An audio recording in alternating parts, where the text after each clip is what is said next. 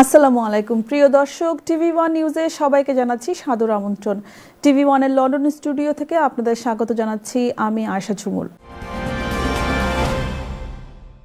বাংলাদেশের শহীদ শরীফ ওসমান হাদি হত্যার বিচার এবং আধিপত্যবাদের বিরুদ্ধে ন্যায় বিচারের দাবিতে যুক্তরাজ্যে শুরু হওয়া মার্চ ফর ইনসাফ জোর কদমে এগিয়ে চলেছে। ওয়েলসের কার্ডিফ থেকে শুরু হওয়া এই পদযাত্রা ব্রিস্টল হয়ে মিডল্যান্ডস অঞ্চলের বার্মিংহাম, লেস্টার ও নটিংহামে পৌঁছায়। আয়োজকদের মতে এটি কোনো প্রতীকী কর্মসূচি নয়, বরং একটি বিবেকের আন্দোলন। ব্রিস্টলের শাহজালাল মসজিদে অনুষ্ঠিত হয় দোয়া মাহফিল ও আলোচনা সভা। সেখানে বক্তারা বলেন, ন্যায় বিচারের এই সংগ্রামে ঈমান ও আন্দোলন আলাদা কিছু নয়, বরং বিশ্বাসী এই লড়াইয়ের মূল প্রেরণা।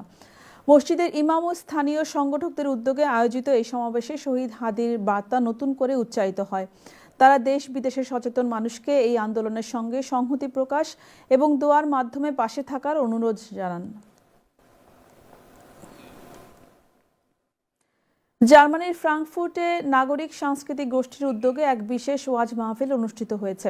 মাহফিলে বক্তারা ইসলামে জ্ঞান অর্জন, সামাজিক ও পারিবারিক মূল্যবোধের গুরুত্ব নিয়ে আলোচনা করেন। মাহফিলের প্রধান বক্তা মাওলানা মোহাম্মদ আখতারুজ্জামান এবং বিশেষ বক্তা মুফতি খাবিরুল হক। বিশেষ বক্তা ছিলেন মাওলানা সাইফুল মাহবুব।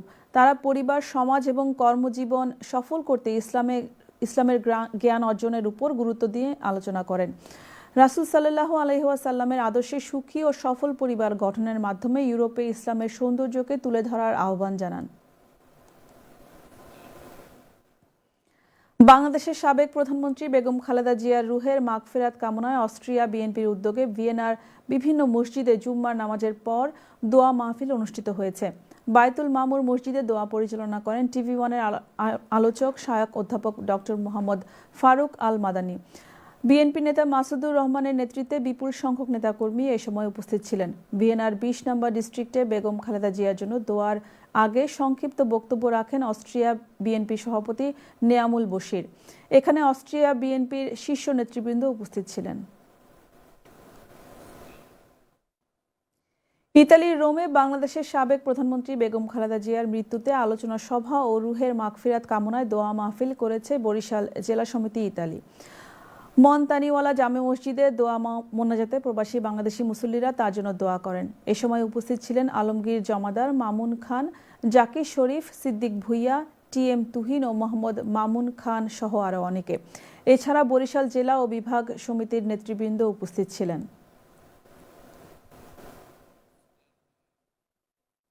ইতালিতে সুবর্ণচর অ্যাসোসিয়েশনের দ্বিবার্ষিক সম্মেলন অনুষ্ঠিত হয়েছে। এতে তৃতীয়বারের মতো বিনা প্রতিদ্বন্দ্বিতায় সভাপতি হিসেবে তালিমুল হক, সাধারণ সম্পাদক হিসেবে মনির হোসেন এবং সাংগঠনিক সম্পাদক হিসেবে রাকিবুল হক নির্বাচিত হন। শাহাবুদ্দিনের সভাপতিত্বে বিশেষ অতিথি ছিলেন রহিমউল্লাহ, বাহারউদ্দিন, আলমগীর হোসেন, বেলাল হোসেন, কামরুল মুন্না ও মোহাম্মদ হাশেম সহ আরও অনেকে। এ সময় নবনির্বাচিত নেতৃবৃন্দ প্রবাসে বসবাসরত সুবর্ণচরবাসীদের ঐক্যবদ্ধ রেখে সংগঠনের কার্যক্রম স্বচ্ছ ও গতিশীল করার অঙ্গীকার করেন।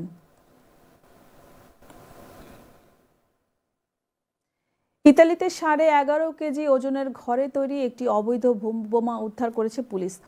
কাতানিয়ায় পুলিশ একটি ভ্যান থেকে ওই বোমা ছাড়াও প্রায় 250 কেজি অবৈধ আতশবাজি উদ্ধার করে, যা এখন পর্যন্ত ইতালিতে উদ্ধার হওয়া সবচেয়ে বেশি পরিমাণ বিস্ফোরক বলে জানিয়েছে পুলিশ। এই ঘটনায় 3 জনকে গ্রেফতার করা হয়েছে, যাদের মধ্যে 2 জনের আতশবাজির লাইসেন্স থাকলেও তারা অবৈধভাবে বিস্ফোরক পরিবহন করছিলেন। একই প্রদেশে রাস্তার পাশে অবৈধ স্টল বসিয়ে আতশবাজি বিক্রির অভিযোগে আরও 2 জনকে গ্রেফতার করা হয়।